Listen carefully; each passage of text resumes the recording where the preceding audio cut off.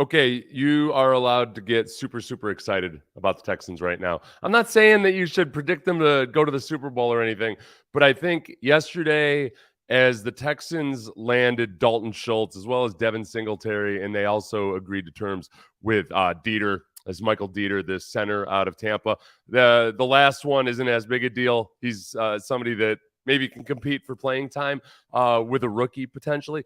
But Devin Singletary, a great compliment to Dameon Pierce and whomever else they pick up along the way, but then especially Dalton Schultz, as I think this is really one of the better examples so far of Nick Caserio maneuvering his way through the current landscape, making adjustments for how people view the tight end position right now, taking a position that and Dalton Schultz was the premier guy as a tight end out on the free agency market, a guy that some people projected to get a contract of like 4 years, $60 million.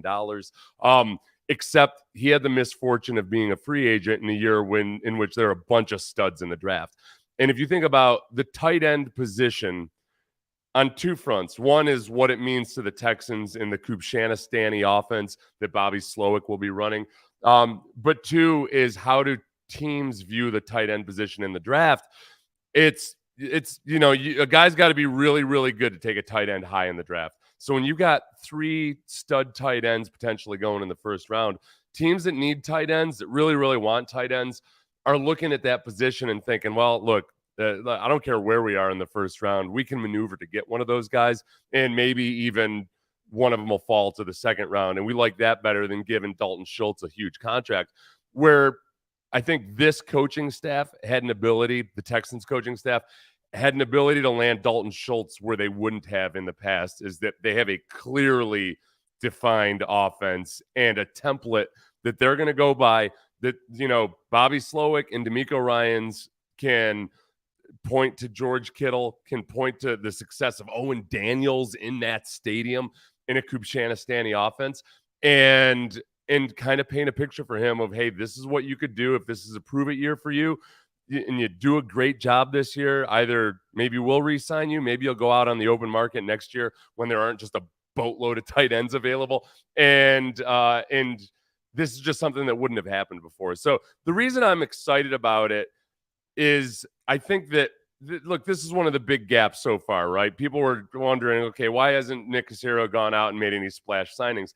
If you were agitating for Caserio to go out and sign Dalton Schultz a week ago, you were likely thinking that he should go out and spend a boatload of money on him. And instead they get him. Well, he'll also still potentially taking a crack at one of these tight ends in the draft, maybe in the second round, and having a guy for the future. There's plenty of room for guys to eat in this offense if you're a quality tight end. So that part of it, I feel good about it. I also think that if you look at where the Texans are stacked up right now and how their roster is constructed, look, they still have a need at center.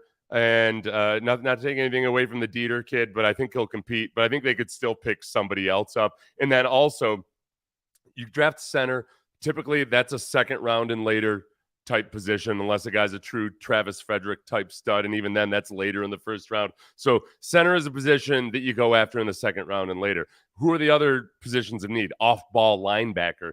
You look at the guys that the 49ers had last year, a fifth rounder, a second rounder. The Texans can go for that in the second round and later, as well as continue to entertain the guys that they have available right now.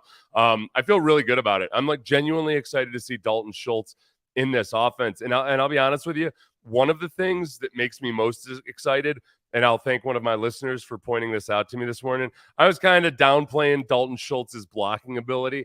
And I'd read a couple blurbs here about how he's better than people say he is, and I hadn't really given it too much thought.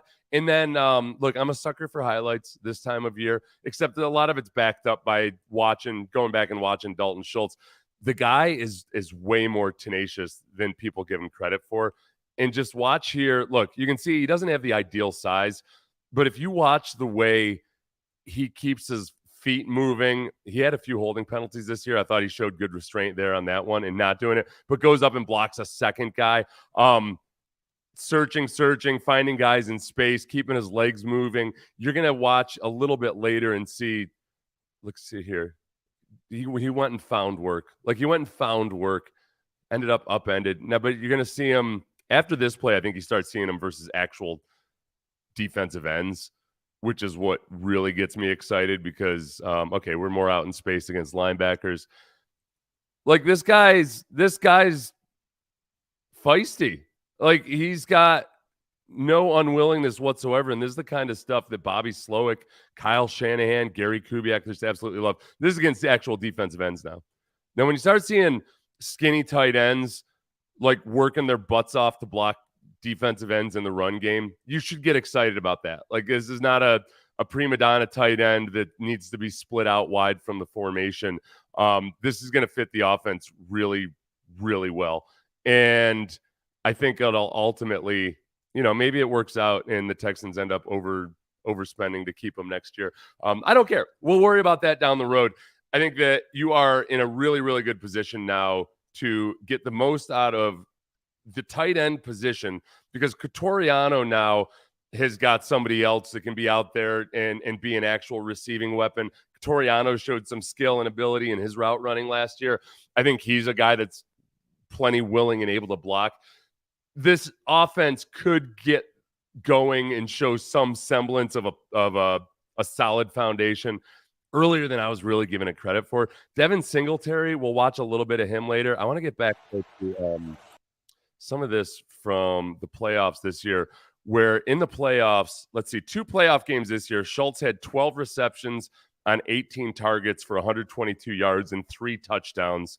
In the victory over Tampa, Schultz led the Cowboys in receiving with 7 receptions for 95 yards and 2 touchdowns. So if we just go through the highlights of the Tampa game, they're pretty damn good highlights. And like he shows a real array of weaponry here. 2nd and 10, Prescott protected, end zone, caught, touchdown. I pointed it to Nuki there. He was wide open. Remember, this was in Tampa, and yeah, it's what the Cowboys do. They stadium.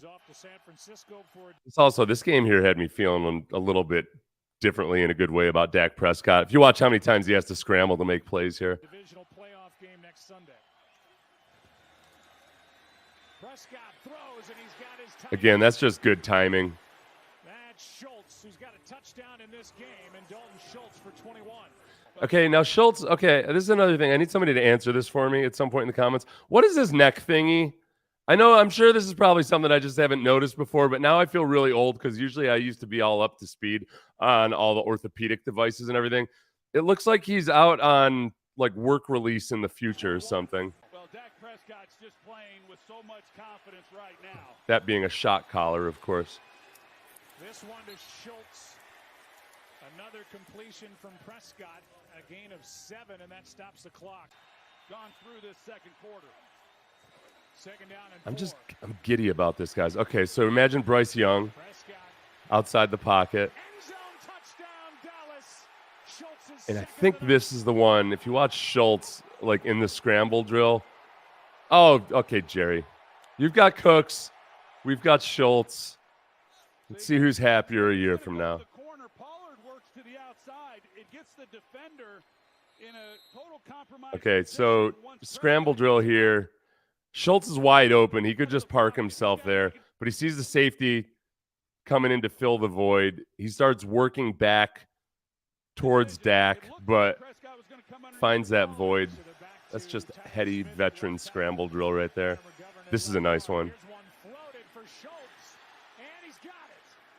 Juggling catch by Dalton Schultz. What a night he's having for 26 yards. Well, the tight ends in this game have really hurt Tampa Bay. Dalton Schultz won it all in the 95 season. What a night tonight. Passes over the middle and okay. That's Schultz. I think that was his first down. Oh, he's got one more. Okay. Prescott keeps. No big deal there. Just sealing out the victory. Okay, so he had success in the playoff. He was really their best guy in the playoff. The stat that Sean Pendergast brought up this morning, in the last 3 seasons, there are 4 tight ends with at least 50 catches and 500 yards each of the last 3 seasons. Travis Kelce, Mark Andrews, Hawkinson, and one Dalton Schultz. So do I approve of the name Dalton? Not always.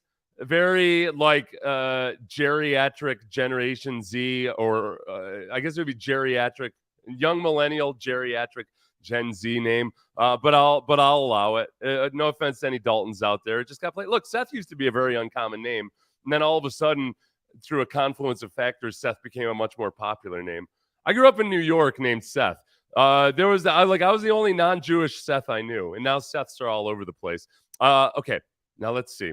There is. Oh, okay. I'm gonna show. This is.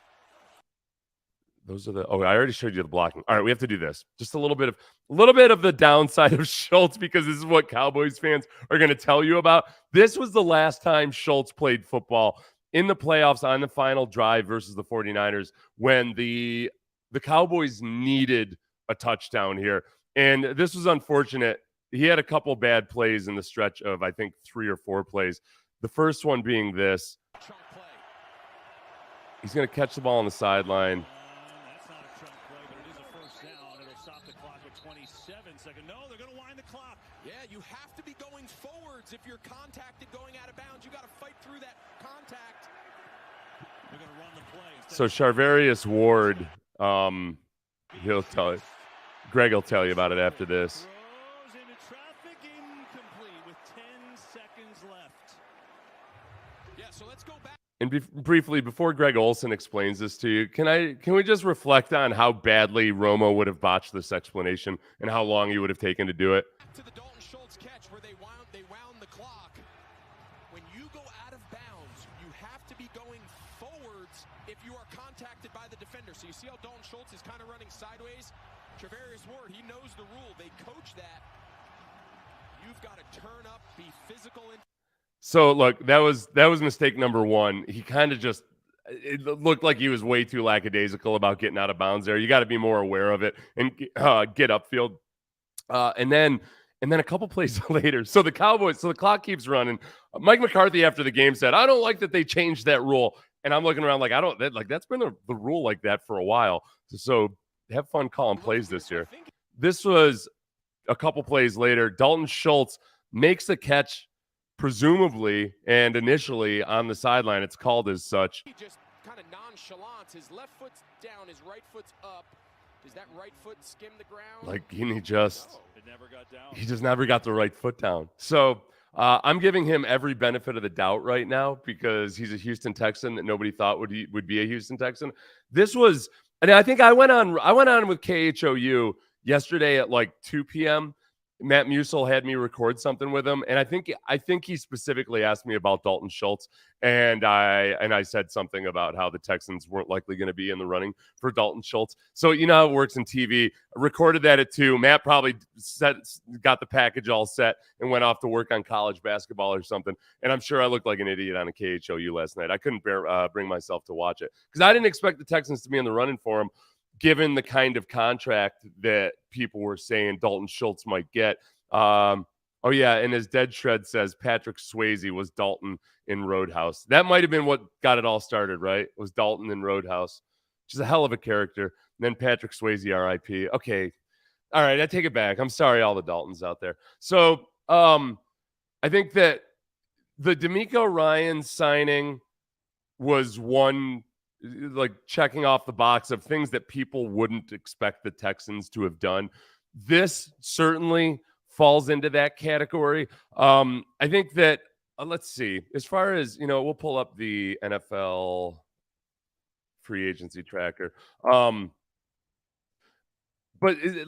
I'm starting to notice a turn, not that we should worry about this or make this like what we care about, but as far as people looking at it somewhat objectively, a lot of people around the league are starting to look at the Texans free agency and say, all right, you know what? Like, they aren't botching this completely, and they're actually doing some things that make some sense. So if you look at simply, Keenum, Keenum, you could argue, I know some people think that's a sentimental play. I don't think so.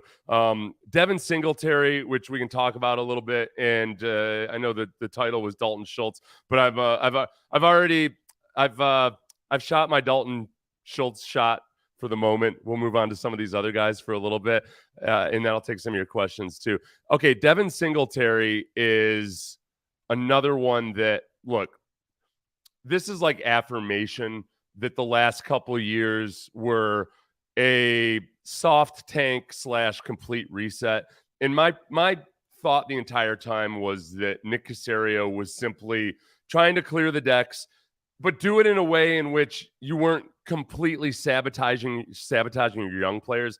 That if all you did was go out and just sign rookie free agents and play those guys, aside from being like extremely embarrassing to a degree, way worse than anything we've seen in the last couple of years, you're kind of sabotaging the development of your young players there. So when you sign guys like Rex Burkhead for more money than you're paying Devin Singletary right now, it's a sign that, okay, you want a veteran in there that's going to help guys like Dameon Pierce figure out the league.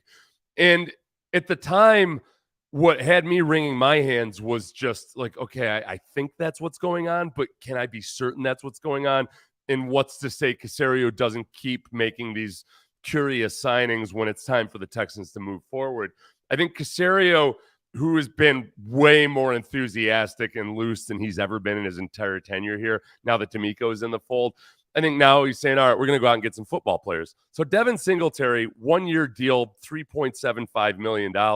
Like, this is a guy who was in the top 10 for big runs last year, runs of 15-plus yards. He's a threat as a receiver out of the backfield. I think when you pair him with Dameon Pierce is like bust you in the mouth, break a tackle, do whatever it takes. Devin Singletary is catch something out in the flats and make people miss.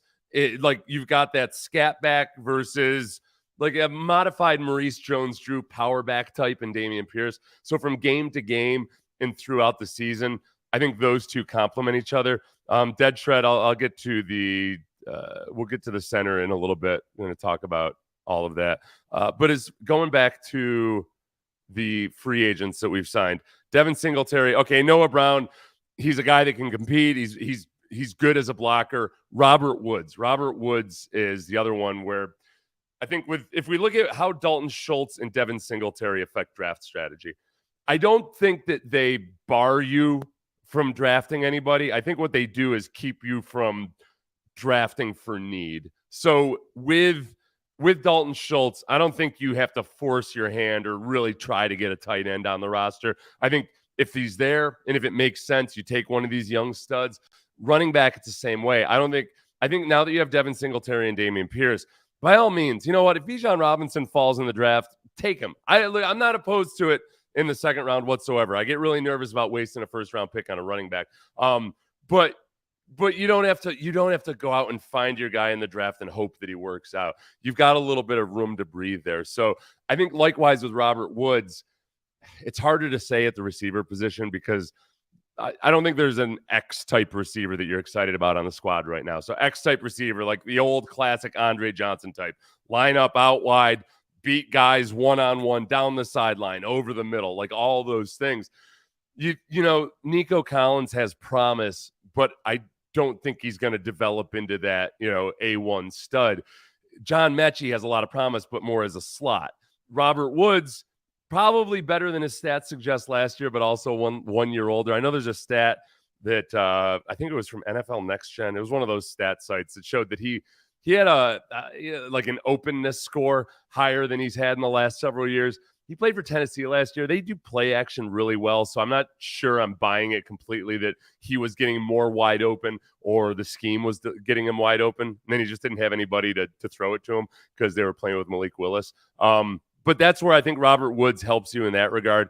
Andrew Beck, same thing. He can compete at tight end. Dalton Schultz, 1 year, up to $9 million. Oh, Laramie Tunsil. Have I even talked to you guys about Laramie Tunsil yet? I think on Sunday I might. Oh, yeah. Laramie Tunsil redid his deal on Sunday alongside the Brandon Cooks departure. So we've talked about Laramie Tunsil.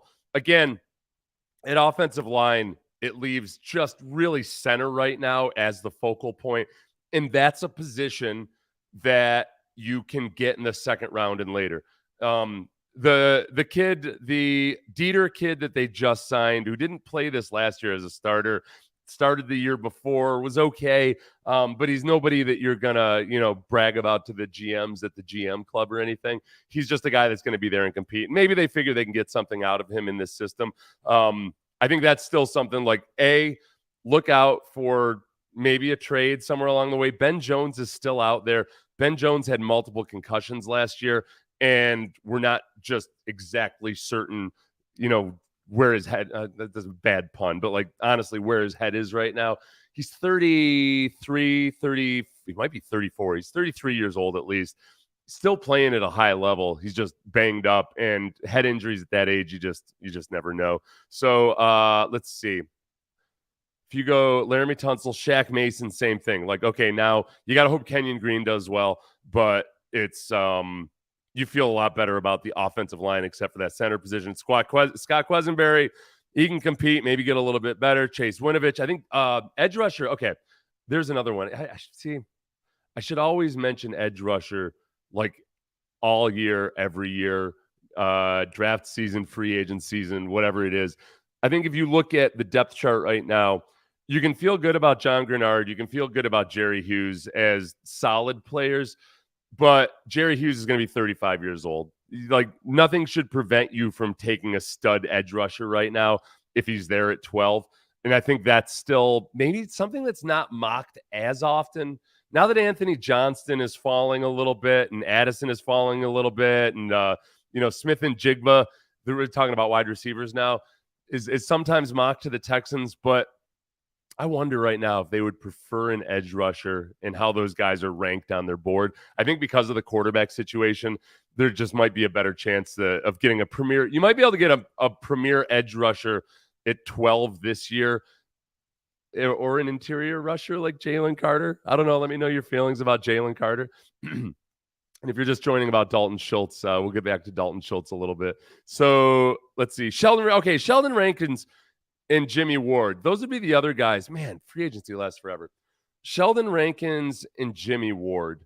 These guys are 2-year contracts that are very much a step above. Or Sheldon Rankins is just a 1-year deal. Excuse me. Sheldon Rankins was 1 year, $10.5 million. Jimmy Ward was a 2-year deal.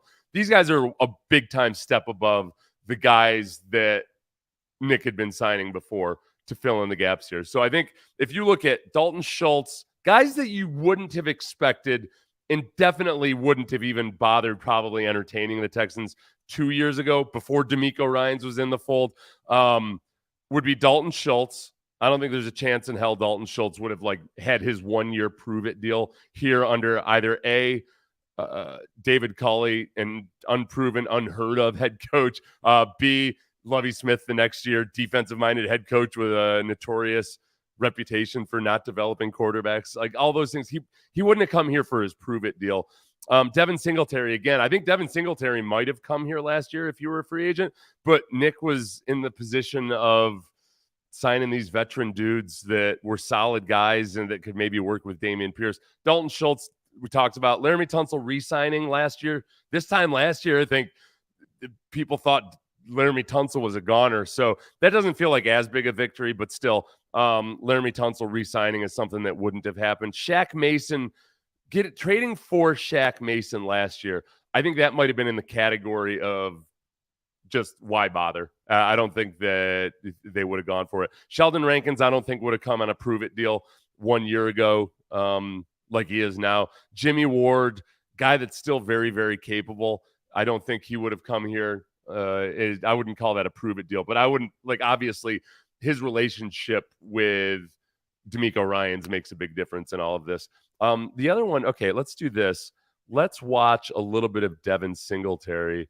I think this one is this is a 3-year compilation just for the hell of it. Let's have some fun watching Devin Singletary and think about Dameon Pierce and his skill set and how Devin Singletary is just a bit different type of a back. He's not going to drag guys down as often as Dameon Pierce. But I'm really excited about if you pair him with a rookie quarterback. Okay, those are some broken tackles there. All right. Oh, that's Texans. Wait. I'm sorry for my loud laughing. Damn it. Was this 2 years ago? Yeah, this was the miserable game when there was okay, let's see. Let's count the missed tackles. I'm just sitting here saying that Devin Singletary doesn't break that many tackles. And then I go to the team that had the most missed tackles in the league for much of 2 seasons ago, the Houston Texans. So 1, oh, that's a bad one. 2, 3, 4. Let's say 4 missed tackles.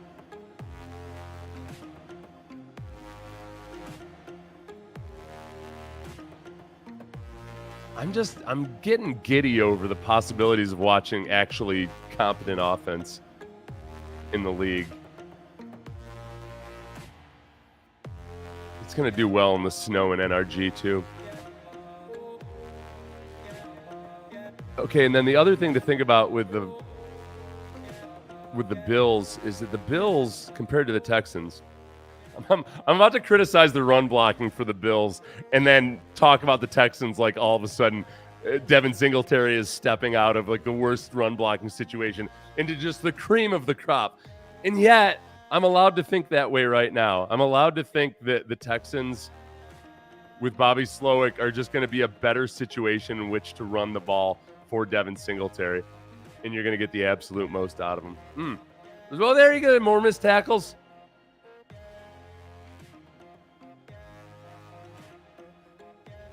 If you were called Seth in England, you'd have dreadlocks, listen to trip hop, hip hop, and have a dog on some bale twine. I don't even know what that means, man. Okay. Brevin Jordan's chances of making the 53, 0 or less than 0.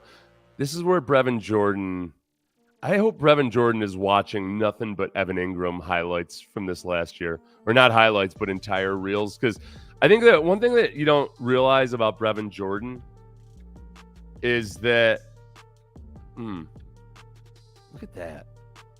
Who's that? Was there any non-Dameon Pierce entity in the Texans in the last 3 years that was capable of some of these runs? I don't mind watching highlights this time of year because, like, especially with where the Texans have been, there just hasn't. When running backs are routinely running 2 yards per carry, it's an offensive line issue, but it's also a running back issue.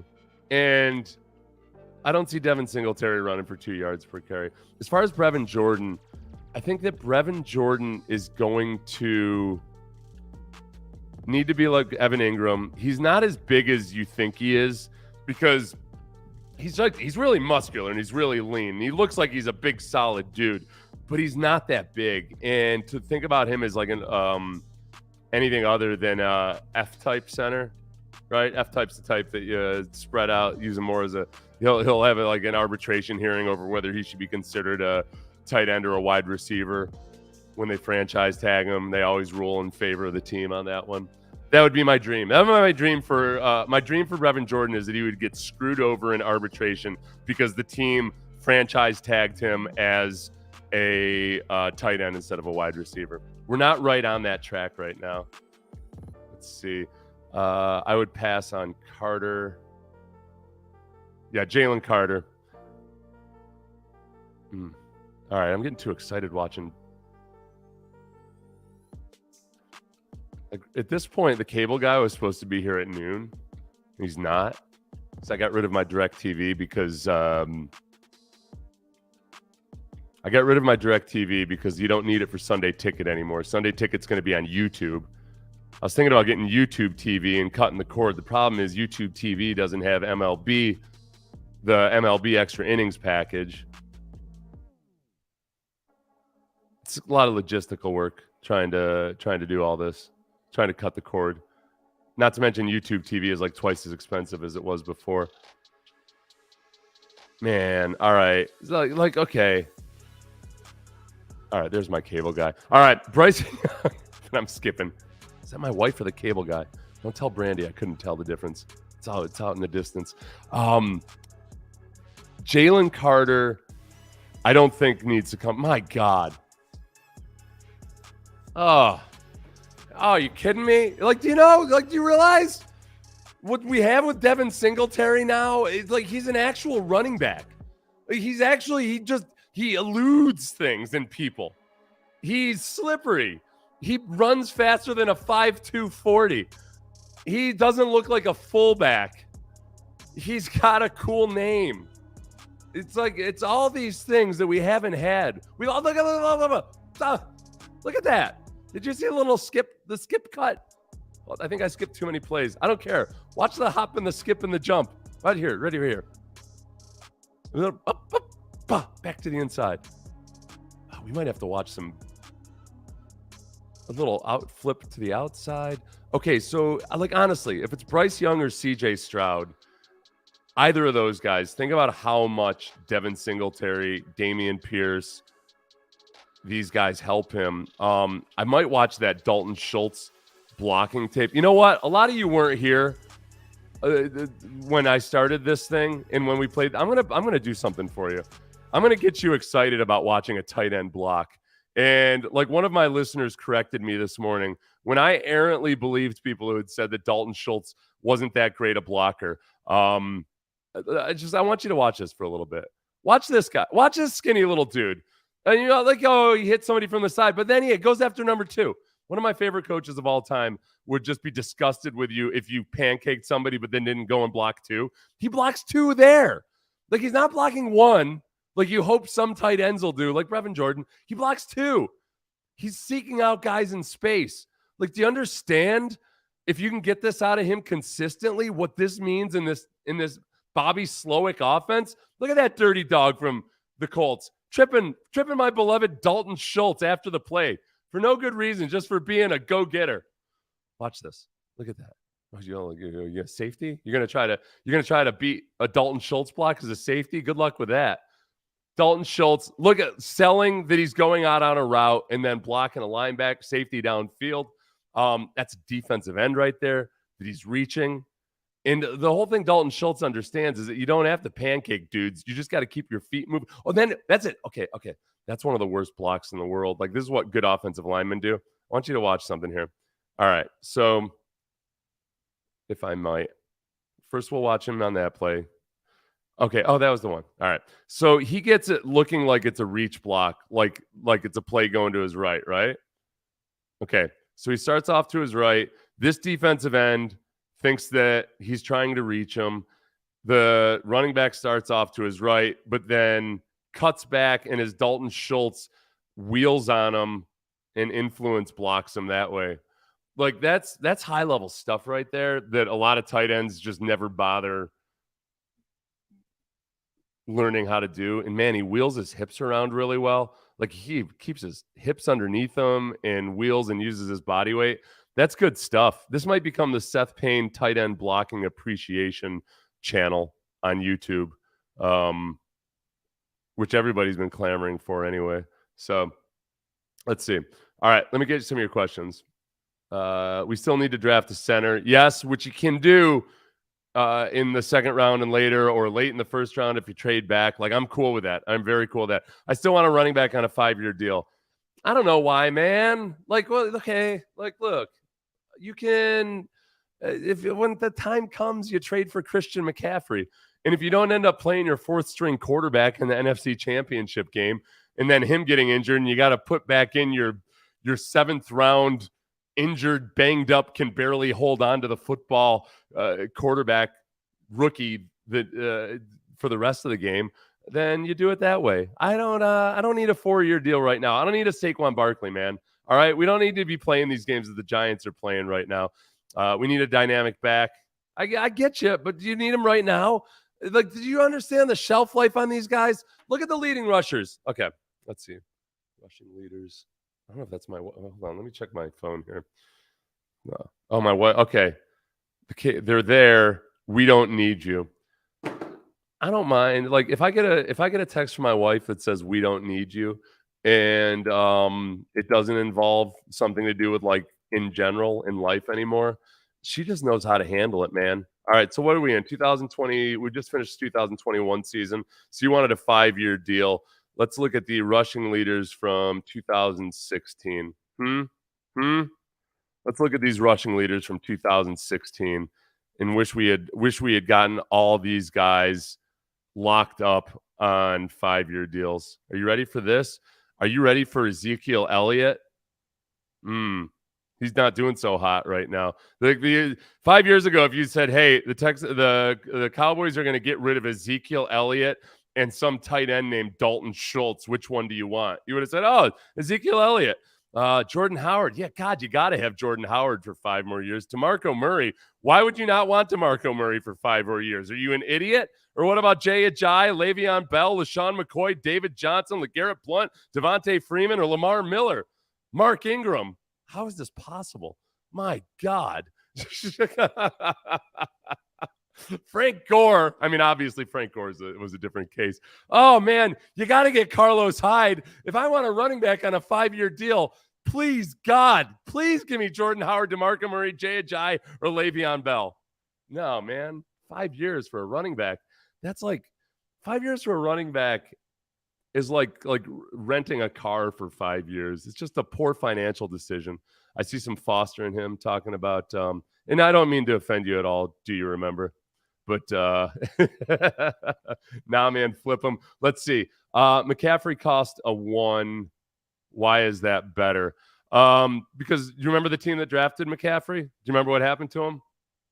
Where is he? Is he with the Carolina Panthers anymore? No, he got banged up and injured all over the place. Yeah, like, I don't need McCaffrey right now. I don't need to spend a first rounder on McCaffrey. Look at what the 49ers were, a team that was ready to compete for a Super Bowl. So, like, yeah, McCaffrey cost a 1. The Panthers got nothing out of him. And then there you go. Like, there's a difference between where the 49ers are right now and where the Texans are right now. So I just don't need it. Like, do you want McCaffrey 3 years from now? Of course you don't. He might be literally dead by that point with the way that it goes with running backs these days. Hold on a second. Let me get rid of that. You guys need to see more of my face. Now that the cable guy is hanging out with my wife a bit longer, frankly. We'll be fine with Pearson Singletary for now. See, guys, listen, do you remember? Meaning draft one. Yeah, listen, do you remember? And the other guy it was a Brohawk. Listen, do you know how happy I am to be getting elevated over meaningful discussions about stuff like this instead of like Jack Easterby or like Bill O'Brien trades or something like that. I've seen so much wholesome, like people screaming at each other over relatively trivial matters like this that it does my heart good. So thank you. I want to watch fun, high-flying O with a mean D. Is that too much to ask? No, it's not too much to ask. It's too much to ask right now. It's a matter of economics. There's more effective ways to spend your first round pick to get all that stuff than to spend it on a running back. Like, I think if there's one thing that we've learned over the last few years, it's one that running backs are short-lived. The guys who are awesome, more times than not, end up fizzling out on their second contract or getting injured a lot more. And it's a calculated risk. I'm all in the camp of, like, even though it's a cliche by now, spend assets on a running back once you need that running back to be the final piece.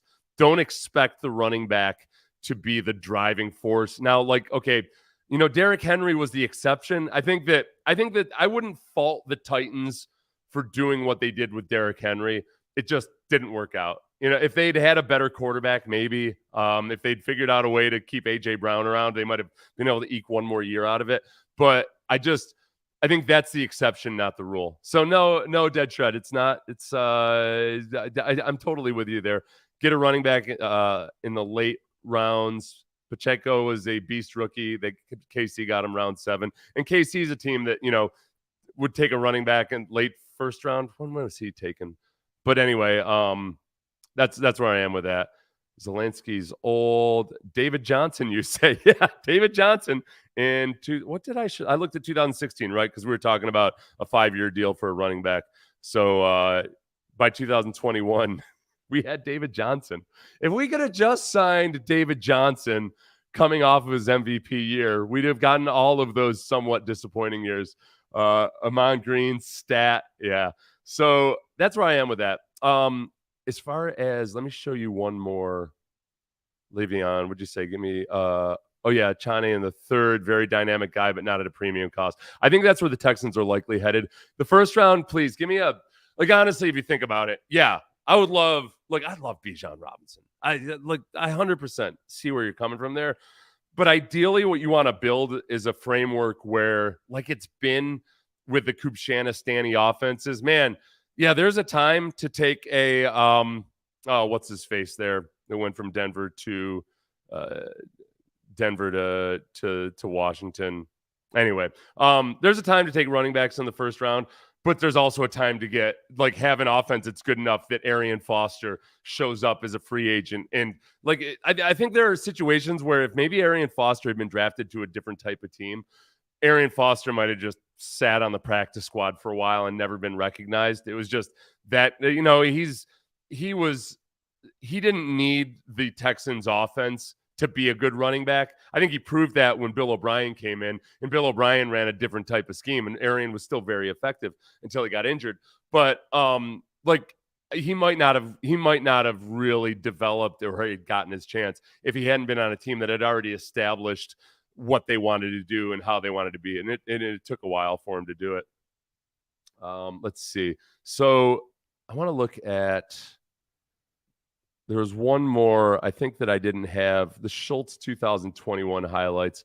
I haven't watched any of this yet. Okay. Cowboys getting away with illegal lineman downfield on the run there, but I'll credit Mike McCarthy with that. On the screen, I mean. So honestly, Schultz, I don't know if I've got such a natural bias against Dallas, I think, which isn't fair. But I think that Schultz does have more Kittle in his game than I'd give him credit for. I'm not going to put him on Kittle's level, obviously. But with Kittle, I mean, there's a kind of like a tenacity when he blocks or when he breaks tackles that has a lot to do with his athleticism, but it's like that lanyap. It's that little bit extra that makes it something special. And I think Schultz has that element to his personality.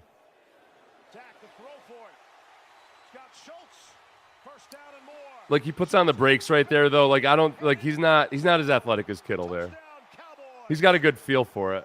When a team has run the ball on you like this over and over again, as a linebacker, you wind up saying, hey, look, I need to get involved. I need to insert. Dead Shred says, how much wear and tear does a player at 30, a starter, for instance? You know what, Dead Shred? I mean, it's different for everybody, but 30, the thing that sucks about being 30 in the NFL is that, like, your 8th year or so is when all of a sudden, I don't know, for me at least, everything really starts to click, like, on a different level mentally, because you've just seen so many things that things just start coming to you. And yet that's also where your body just starts breaking down, you know? And mine started breaking down a little bit earlier, so maybe I screwed up. Maybe that like 6th, 7th, 8th year is when it really started to click for me, but my body started breaking down. But, you know, like Tom Brady will talk about how he has the answers to the test. Like, you don't have to, you know, like, he knows what's going to happen before the play, but look at him now. Like, he still knows all that stuff, except his body doesn't do the same things anymore. And his wife might be stooping her Taekwondo instructor. That's got to be the worst part of it. It just goes to show you. There's so many, like, no matter, man, like, I don't care how rich you are. God, getting divorced, it's just the worst. If it's somebody you, like, actually love, you know. I kind of feel like they still love each other.